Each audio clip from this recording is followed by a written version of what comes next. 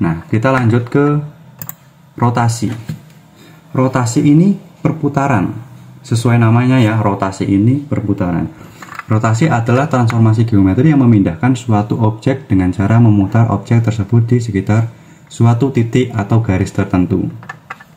Rotasi dapat dilakukan dalam berbagai arah, seperti searah jarum jam, kemudian berlawanan searah jarum jam dengan sudut putar tertentu. Nah, rotasi ini biasanya dinyatakan dengan derajat, misalnya dirotasikan sejauh 45 derajat, dirotasikan sejauh 60 derajat, secara searah jarum jam atau sebalik arah jarum jam. Kemudian ada satuannya juga radian atau putaran, berapa kali putaran. Nah, seperti itu.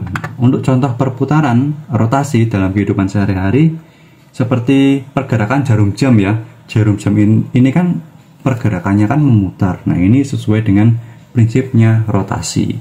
Kipas angin juga berputar. Ini menggunakan prinsip rotasi. Kemudian pintu saat kita buka dan kita tutup, ini merupakan prinsip rotasi, karena pintu ini jika kita buka atau kita tutup, ini seolah-olah membentuk seperti bagian dari lingkaran ya. Jadi kita buka, ini membentuk beberapa derajat dari lingkaran, tidak satu putaran penuh kalau pintu. Nah, kemudian ada roda kendaraan yang berputar saat kendaraan berjalan. Nah, tentu roda ini kan berputar. Nah, berputar ini kan menggunakan prinsip rotasi perputaran. Nah, selain itu juga dimanfaatkan dalam desain grafis, animasi, dan permainan digital. Nah, banyak aplikasi kehidupan sehari-hari yang menggunakan rotasi. Nah, di contoh dalam GeoGebra misalkan kita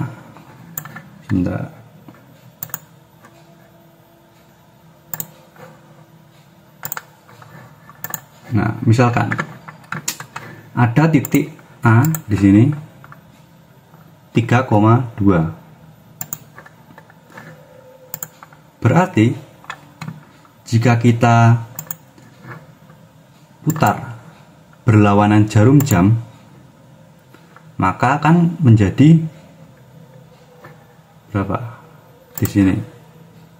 Ini A 3,2. Kemudian diputar searah berlawanan jarum jam ya. Kalau begini berlawanan jarum jam sejauh 90 derajat. Berarti ini AB ini harus tegak lurus karena 90 derajat. Berarti A3,2 berarti berada di min 2,3.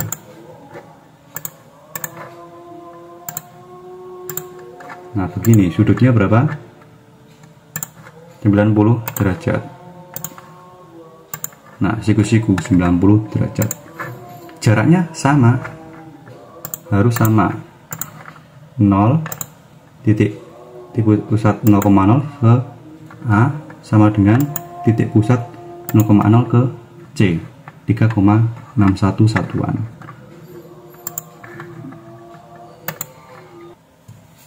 Nah, ini termasuk konsep rotasi ya. Jadi A dirotasikan pada titik 0,0 berlawanan arah jarum jam. Nah, ini merupakan rotasi sejauh 90 derajat. Seperti itu.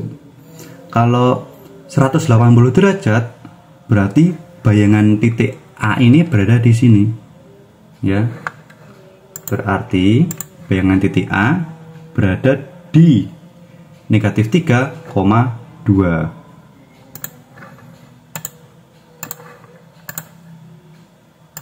Nah, seperti ini.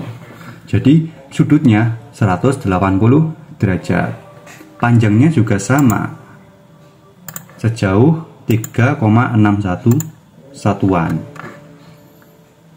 Ya, kalau 180 derajat berarti kan seperti ini.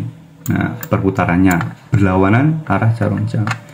Kalau 180 derajat itu kan berarti searah jarum jam sama berlawanan jarum jam itu juga sama bayangannya di titik D ini.